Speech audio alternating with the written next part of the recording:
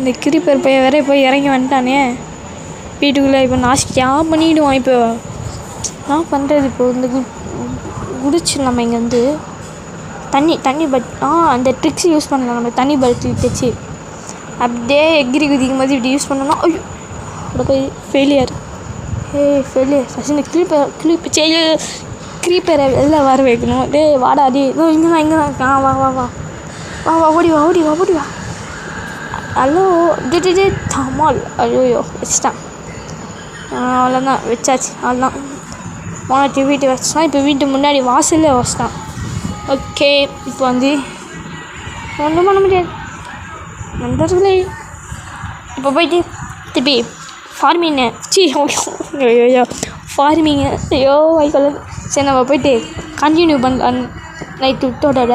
அது நைட்டுனா ஐ மீன் கேமில் இருக்க நைட்டை தான் சொன்னேன். ஓகே.